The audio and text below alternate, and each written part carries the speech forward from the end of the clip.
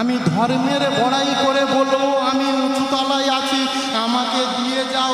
আজকের মনুসংহিতায় দেখছিলাম 16-18 নম্বর শ্লোকে 5ম অধ্যায়ে বলছে আমরা সনাতন ধর্মে সমস্ত খাদ্যবস্তু খেতে পারি, সমস্ত পশুর মাংস খেতে পারি। বলে কেন খেতে পারি? বলে আমরা আগে পূজায় দিয়ে তারপরে সেগুলোকে আমরা ভক্ষণ করতে পারি। মানবেন্দ্র মুখোপাধ্যায়ের বই মনুসংহিতা পারলে একবার দেখে নেবেন। পূজায় দিয়ে মানে পূজায় দিলে কি আমাদের দেবদেবীরা খাবে? আমাদের এই যে দেবদেবীগুলো বসে আছে ওগুলো খাবে? কারা খাবে? একবার গিয়ে দেখবেন কারা খায়। আজকের সমাজটাকে কারা রসাতলে নিয়ে যাচ্ছে ভালো করে ভেবে দেখবেন। শোষকের ভূমিকায় বসে তারা একটু একটু করে আমাদের শোষণ করছে, আর আমরা তাকে রসদ যোগাচ্ছি। আজকের দেখুন ওই নদিয়ার নবদ্বীপে কেন তিনি এলেন? তৎকালীন সময়ে উচ্চ শিক্ষিত পণ্ডিত মানুষের বাস ছিল নবদ্বীপে।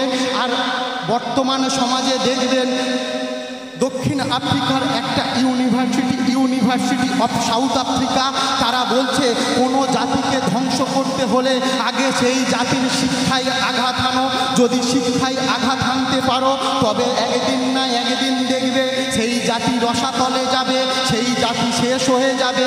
আজকের দেখুন আমরা শিক্ষার হার বাড়াচ্ছি, লোক সাক্ষরতা দূরীকরণ হচ্ছে, কিন্তু প্রকৃত শিক্ষা কি আমাদের অন্তরে আসছে? একটাবার ভেবে বলুন না, আমাদের বাড়ির সন্তানরা কি সুশিক্ষায় শিক্ষা পাচ্ছে? আজ থেকে 20 বছর পিছিয়ে যান, 20-30 বছর পিছিয়ে গেলে দেখতে পাবেন কটা হরিবাসর হতো, আর এখন কটা হরিবাসর হচ্ছে। সংখ্যা বেড়েছে না কমেছে? বেড়েছে না কমেছে বাবা? বেড়েছে। বাড়ি বাড়ি মন্দিরের সংখ্যা বেড়েছে না কমেছে? বেড়েছে। বেড়েছে তো নাকি? আগে পাড়ায় হয়তো একটা মন্দির ছিল, এখন প্রত্যেক ঘরে ঘরে প্রায় মন্দির হয়ে গেছে। একাদশী তিথি ব্রত বেড়েছে না কমেছে? বেড়েছে। একটা সত্যি কথা বলবে, বৃদ্ধাশ্রম বেড়েছে না কমেছে? সব বেড়েছে। মন্দির বাড়ল, লক্ষ লক্ষ টাকার পাথরের মূর্তি প্রতিষ্ঠা পেল, কিন্তু প্রকৃত দেবতা বলতে, প্রকৃত দেবী বলতে যাদেরকে বোঝায় তাদের ঠাঁই হলো কোথায়? হয় বৃদ্ধাশ্রমে, না হলে ঘরের কোণে কোনো রান্নাঘরে আট চালাতে। বলে তোমাদের তো ঠাঁই দেয়া যাবে না।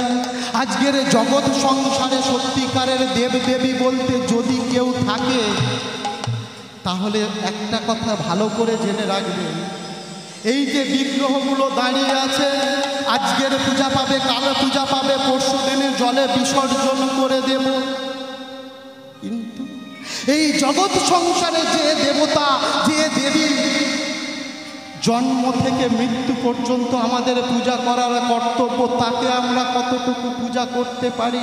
ওই লোক দেখানো প্রণামে করে কোনো লাভ নেই।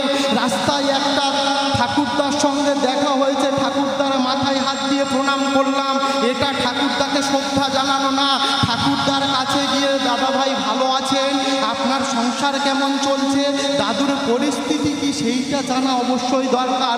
দাদুর পেটে দুবেলা অন্ন জুটছে কিনা, সেই দাদুটা কতটা দুঃখ কষ্টে সমাজে বেঁচে আছে, এইটা জানা দরকার। মানবিকতা বোধের দরকার। একটা ভিক্ষুকের পাশে দাঁড়িয়ে তাকে 5 টাকা ভিক্ষা দিয়ে সে একবেলা খেতে পাচ্ছে, এইটা দরকার। এই নয় তার সামনে ফটো তুলে ফেসবুকে স্ট্যাটাস দিয়ে হাজার হাজার টাকা ইনকাম করলে মানুষ হওয়া যায় না, সহকর্মিতা পাওয়া যায়, কিন্তু মানবিকতা বোধ কখনো জেগে ওঠে না। আজকের আমরা লক্ষ লক্ষ টাকা খরচা করে বড় বড় মন্দির বানাচ্ছি, তাতে শ্বেত পাথরের মূর্তি আনছি, কিন্তু একটা বার ভেবে দেখুন তো, বাড়ির আসল দেবদেবী যদি কাঁদে, ওই দেবতা কি আমাদের ঠাঁই দেবে? তোমরা যতই যাও না মন্দির মসজিদ, যতই যাও না মন্দির মসজিদ, যতই করো গঙ্গার স্নান, বাবা মাকে না বাসলে ভালো হয় না খুশি ভগবান। বাবা মাকে না বাসলে ভালো হয় না খুশি ভগবান।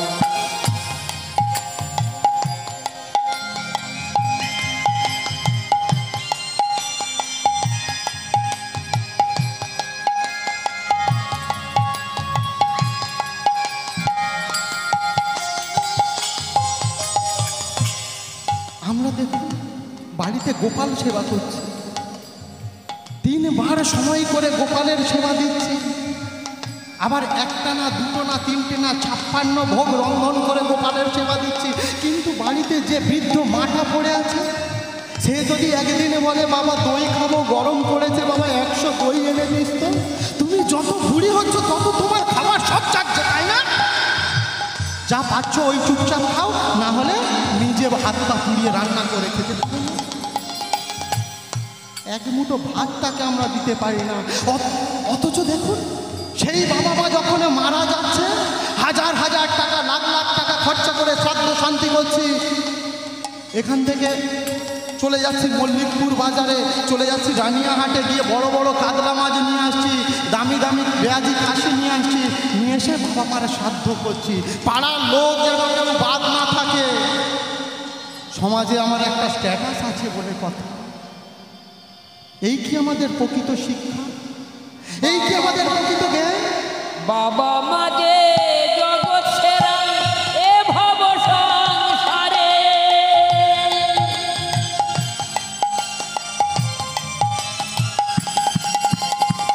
বাবা মা যে জগৎ সেরা এ ভব সংসারে, তাদের সেবা করলেই পাবে সকল দেবতারে। যেতে হবে না গো তোমায়, যেতে হবে না গো তোমায়, ধর্ম করতে তীর্থস্থান। বাবা মাকে না বাসলে ভালো হয় না খুশি ভগবান। বাবা মাকে না বাসলে ভালো হয় না খুশি ভগবান। 10টা দিন বিছানায় পড়ে থাকতো, 12টা দিন বিছানায় অসুস্থ রোগগ্রস্ত অবস্থায় পড়ে থাকো। যে বৃদ্ধ মাটা বাড়ির ঘরের কোণে পড়ে আছে, হাঁটতে পারে না, তবু লাঠি ঠুকে ঠুকে ঠিক এসে বলবে, ওরে খোকা তুই বাইরে বার হোস না কেন, তোকে দেখি না কেন, তোর কি হয়েছে বল না। আজকের আমরা লক্ষ লক্ষ টাকার পালঙ্ক কিনে শুতে পারি, কিন্তু বলুন তো সেই ছোট্টবেলা মায়ের চোলতলায় শুয়ে যে সুখ ছিল, সেই সুখ কি আমাদের লক্ষ টাকার বিছানায় আছে? আজকের দামি দামি মুখ মোছা তোয়ালে আমরা ব্যবহার করি, কিন্তু ওই ছোটবেলায় খেয়ে নিয়ে মায়ের আঁচলে মুখ মোছার যে স্বাদ, তোমায় বুকে জড়িয়ে ধরে কত কষ্টে আদর করে, তোমায় বুকে জড়িয়ে ধরে কত কষ্টে মানুষ করে, সেই বাবা মার দু চোখে জল কভু যেন নাহি ঝরে।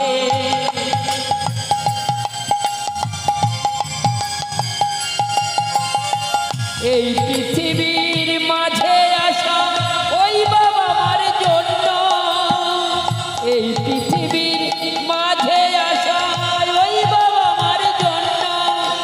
একটা বার ভেবে দেখুন, যে দাদা ভাইরা যে বাবারা বাবা মাকে দূরে ফেলেছে, দাঁত থাকতে বুঝবেন না দাঁতের মর্যাদা। দাঁতটা যেদিন হারিয়ে যাবে না, আজকের যখন এই দাঁত আমার আছে, যখন আসর থেকে নামবো গরম হয়ে থাকবে আর জল পিপাসা পাবে, আমি কি আইসক্রিম খেয়ে নেবো, আইসক্রিম খাওয়ার পরে তখন আমি বুঝবো না, কিন্তু কিছুদিন পরে আমি বুঝতে পারবো এই দাঁতটার কি অবস্থা হবে।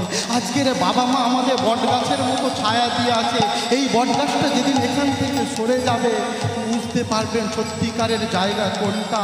যখন একটা মা ওই অপারেশন থিয়েটারের সামনে সন্তান সম্ভবা মা বসে থাকেন, যে এই দাদা ভাইরা, যে এই বাবারা পিতা মাতাকে সেবা দিতে পারেন না, দেখতে পারেন না, তারা একটা বার চলে যাবেন বাড়ির মেয়ে বা স্ত্রী যদি ওই হসপিটালে যখন ওটির সামনে থাকবে, তাদের অনুভূতিটা একবার দেখে আসবেন যে একটা সন্তানের জন্য ওই মাটা নিজের জীবনে বিসর্জন দিতে পর্যন্ত দ্বিধাবোধ করে না। কেউ বলে না আমি নার্সিংহোমে যাব না, আমি ডাক্তার বাবুর কাছে অপারেশন হব না। সে শুধু একটাই কথা বলে, হে ঈশ্বর আমার সন্তানটাকে ভালোই ভালোই জগতে নিয়ে এসো। এই পৃথিবীর মাঝে আসা ওই বাবা মার জন্য, তাদের চরণ করলে পূজা জনম হবে ধন্য। তাদের মতো গুরু যে আর, তাদের মতো গুরু যে আর নাই তো কোনো ভগবান। বাবা মাকে না বাঁচলে ভালো হয়, বাবা মাকে না বাঁচলে ভালো হয় না খুশি। ওরে ওরে